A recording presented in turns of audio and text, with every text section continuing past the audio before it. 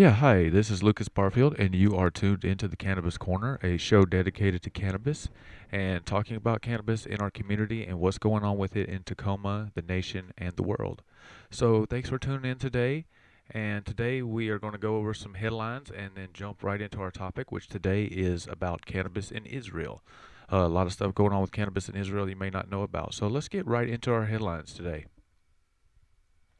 So, our first headline today is from out of Maryland, and it is talking about how Maryland is just getting its MMJ systems up and running. Now, or when I say MMJ, I mean medical marijuana and medical cannabis. I kind of use those terms interchangeably. So, Maryland has actually had a medical cannabis system passed and ready to go for going on 3 years now or so. The problem, what happened was, and this is sort of surprising that this happens in a place like Maryland, but we don't really hear much about it here in Washington. But what happened was, is they went to set up their medical cannabis system, and then they realized that there wasn't enough diversity in their medical cannabis system as far as owners, producers, and processors and store owners. There weren't enough African Americans involved in the process, so they put a halt to this. I mean, totally shut it down. It stopped for a year plus. This has been going on for quite a long time. Lawsuits and discussions and all these things. It's been in the headlines a lot as far as the cannabis community goes. But they have finally put the finishing touches on this, and I'm guessing resolved the problem. And now they are opening medical cannabis shops all over Maryland. Um, in fact, right when they started opening, they were running out of product because they only had a couple shops, so that everybody had the pent up demand. So they were running out of product, and now I just read a headline today saying that they are ready to open up 12 new medical cannabis shops in Maryland. Now, that's really good news for medical marijuana patients in that part of the country on the East Coast. There's not a lot of cannabis friendly states there on the East Coast. New York seems like they're trying to get a system going. Massachusetts, of course, has passed an adult use medical cannabis law, and they have medical cannabis, but Maryland has jumped out there and said, hey, we're going to do medical cannabis, and that is great. And it's right there by D.C. and everything, so hopefully some other states will come along. Delaware, Virginia, as we talked about before, is starting to decriminalize cannabis, and they're just really seeing the writing on the wall. We'll get to a story in a minute that really shows how much cannabis is being used out there. So they're seeing the writing on the wall, and in the case of medical cannabis, there are actually a lot of people in government still that want to help people. So they are passing these medical cannabis laws to help their citizens of the states that may have a debilitating condition, that medical cannabis will help them. So in the medical cannabis, a hot topic right now in medical cannabis is the veteran community using it to treat PTSD, and really is driving this. So good job to Maryland finally getting this system fixed. It was really kind of touch and go there for a while. And again, frankly, I was really shocked that Maryland did this and actually put their profits on hold to fix this problem before they got the whole system going. So good job to Maryland. So next up in our headlines is something on that sort of same vein, but in the opposite direction, and it's in a surprising place, and that is in Oregon. And according to a new story, let's see where it's at. It's in the McClatchy newspaper.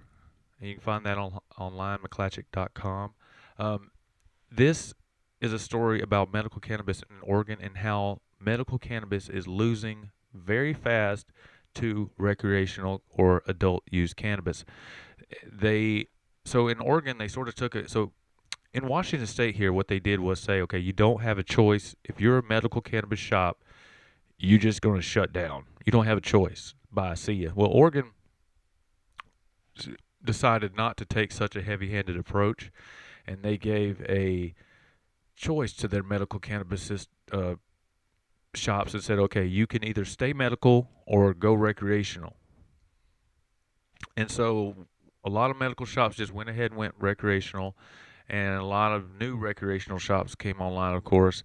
But then there was a lot of medical cannabis shops says, okay, no, we're in this to help the patients, we're in this to help people, so we are going to go with we're going to stick with the medical system, and what they are finding is they are quickly losing market share. And according to the story, 1/4 of medical in Oregon has already decided to go the recreational route, and they have just received they.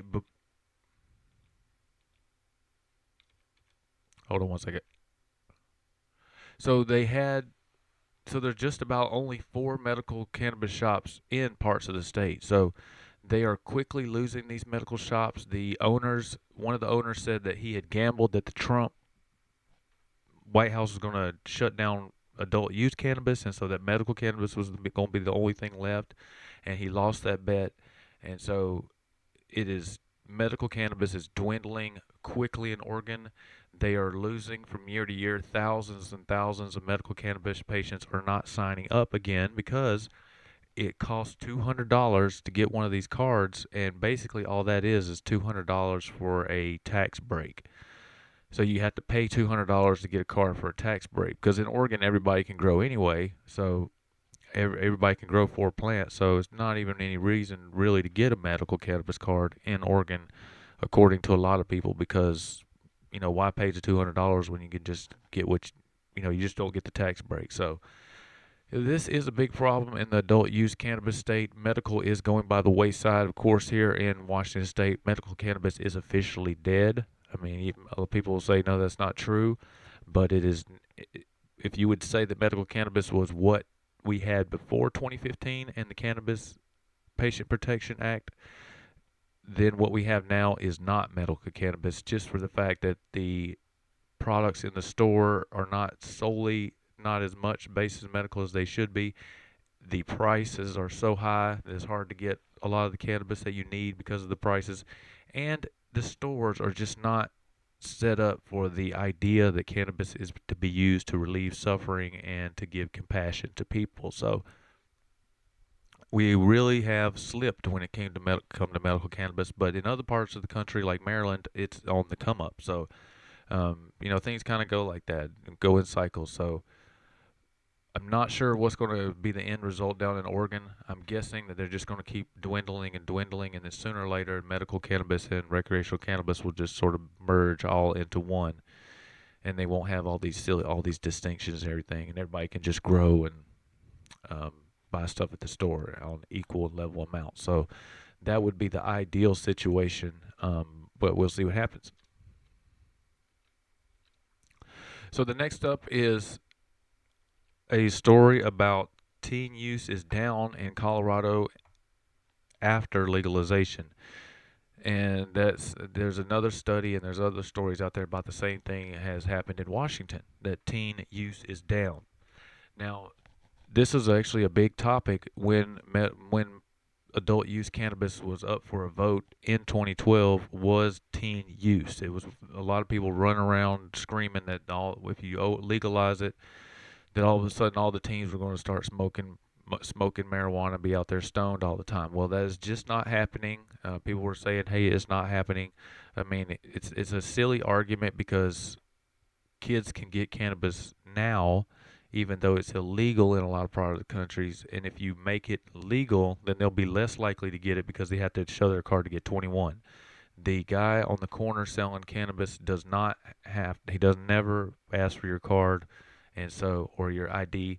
So you need to legalize it if you want to keep it out of the hands of teens, and it looks like that is working in Colorado and Washington. And they say that this is the lowest teen use in nearly a decade. Only about 9% of teens in Colorado use cannabis on a monthly basis, and also other drug use is down too in Colorado. So they're all the way down to the 7th in the nation in teen cannabis use, and surprisingly, Oregon is way down there too, as far as teen cannabis use. And that this is important because part of the Cole memo, which is the directive from the federal government how they're handling cannabis right now from the Obama administration is to keep cannabis out of the hands of teens. So this is actually a big deal. The youth access is a actual part of I-502. I can't remember there's 3 or 4 different parts of I-502, which one they say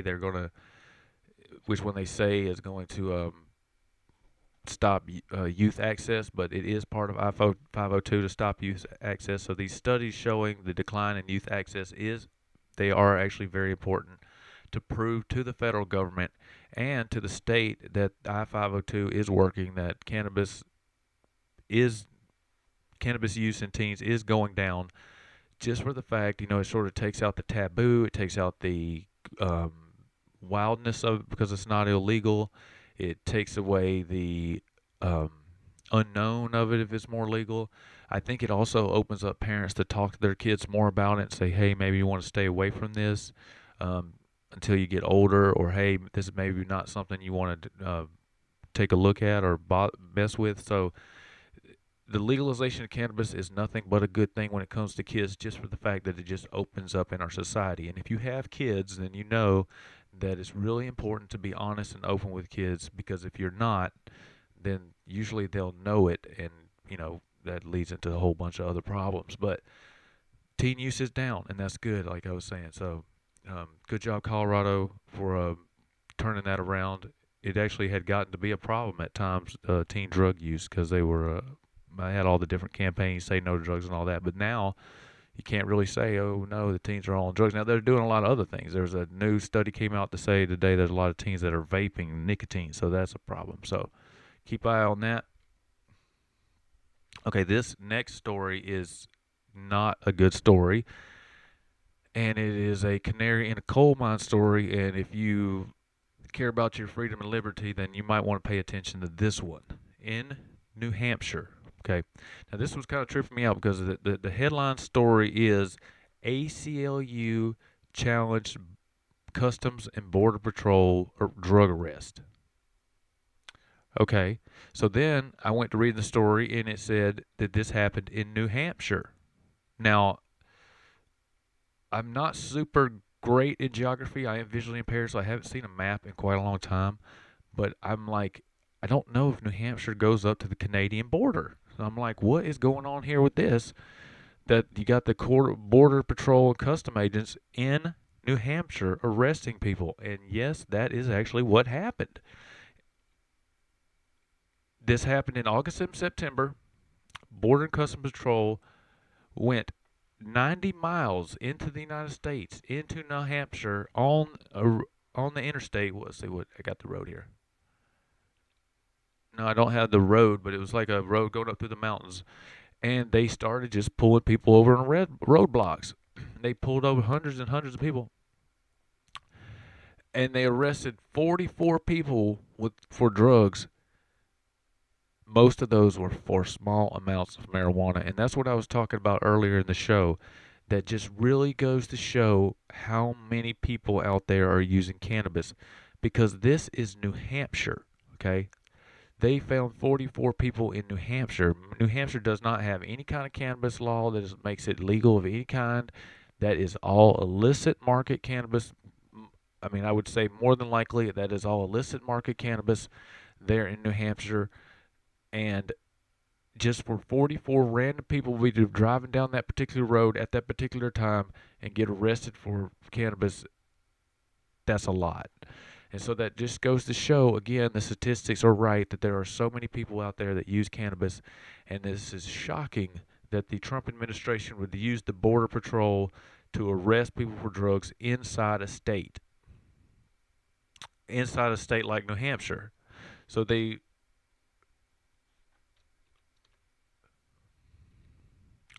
were using drug dogs. They were just coming through, stopping people. And the ACLU is representing 18 people. And what they are doing is say the New Hampshire Constitution is actually way stronger than the federal government Constitution when it comes to this kind of stuff. And the ACLU is saying, according to New Hampshire law, you cannot do these search and seizures.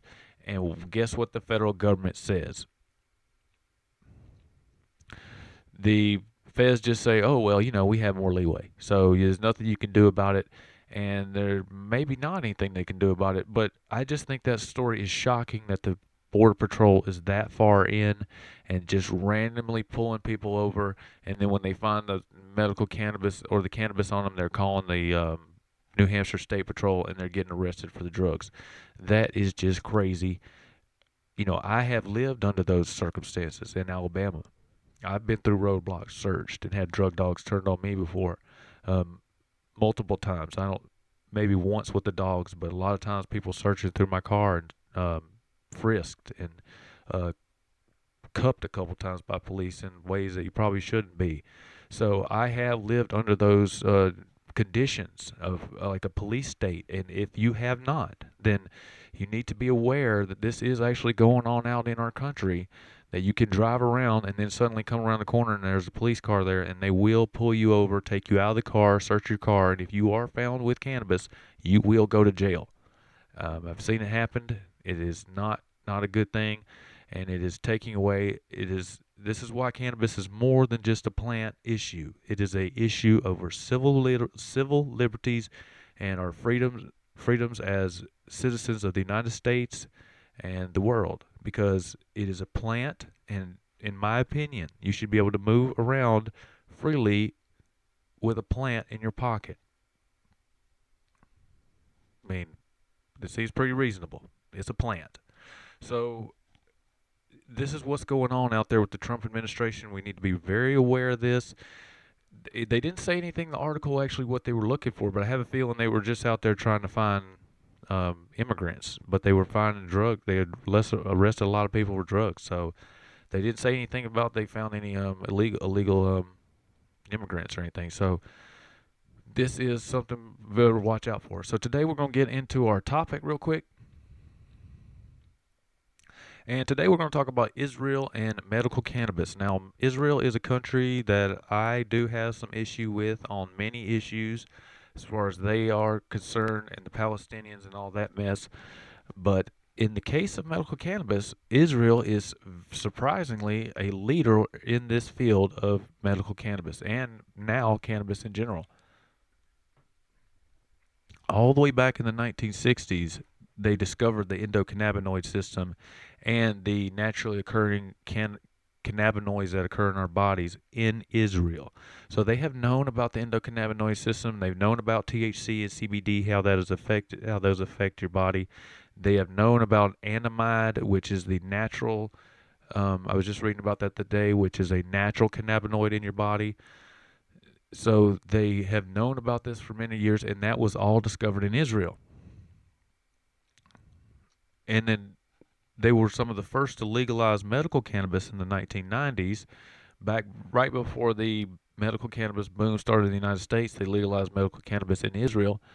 And then in 2004, the military just blatantly took up the case of using cannabis to treat PTSD. So 2004, the military just said, okay, this is what we're going to do. While 2004, we have like 5 states in medical cannabis in the whole entire United States here that were friendly to medical cannabis. So Israel's way ahead of us on this. So they recently have decriminalized medical cannabis, or the possession of cannabis, and they also are very liberal in their view that you can vape cannabis in public. That's for the medical patients that, it's hard to, if you're out and about and you need to use medical cannabis, it's kind of unfair to a medical patient that you can't use the product in public. So Israel is a leader in that, saying, yes, you can use marijuana in public, or at least vape in public. So this has led to an MMJ research boom in Israel. Right now they have over 500 cannabis startups, and they have decided recently that they're going to export MMJ, and that they're going to allow researchers to come in from all around the world and do medical cannabis research there. So this is a boom going on right now in Israel. It is stimulating the economy. So as far as the decriminalization goes, they're not selling it in stores or anything. But they're just saying you can't get arrested for walking around with cannabis. Over 15 grams, they have it set up where you can get a ticket for $270, and then if you're caught again, you get another ticket. And then if you're caught again, they will put you in some kind of drug rehabilitation program, and then from there they'll just keep upping it, and eventually I guess you can be incarcerated, but it does take many steps. But I do feel that Israel soon will probably just go along with adult use cannabis, and just I mean, just why not just decriminalize it altogether? Why put a limit on the 15 grams? And if you're going to decriminalize it, why eventually can you get into jail? So, Israel, like a lot of countries, still has a little work to go on this topic, but it is far, far, far ahead of us, the United States, especially in medical cannabis research. They actually, all doctors have to take a course in Israel for medical marijuana. So the doctor, it's not like here when you go to the doctor and you say something about medical cannabis and they kind of look at you funny. They actually use medical cannabis as part of their treatment protocols. So, very far ahead of us, Israel, on the topic of medical cannabis, and good for them. So that was our topic today, and if you want to follow me on Twitter, you can follow me on Twitter at MJIsMedicine, and you can follow all these headlines and other stuff I might post on cannabis, what I'm doing out there when it comes to cannabis. Be aware, Olympia, they're coming up with some legislative actions on the topic of cannabis, so be aware, keep an eye out for that. So before we get out of here, we're going to do our last topic of the show, and that is the It's a Bust section.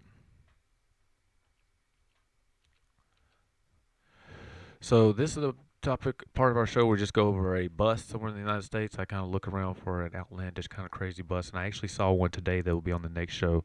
Somewhere they busted a, what did they call it? A marijuana castle or something. Oh, it was a marijuana fortress. So that's the one we're going to be doing next show. But today I wanted to do one that I found down from my neck of the woods where I grew up and first started coming across cannabis, and actually have probably driven on this road with cannabis in my possession, and have definitely been in this part of the world in the Baldwin County, Robertsdale area, which is on the way to Gulf Shores in Alabama, right off the I-10 interstate on the way to Florida. So I-10 runs from California all the way to Florida, and right there for a little while it rides right through Alabama. Now this guy, unfortunately,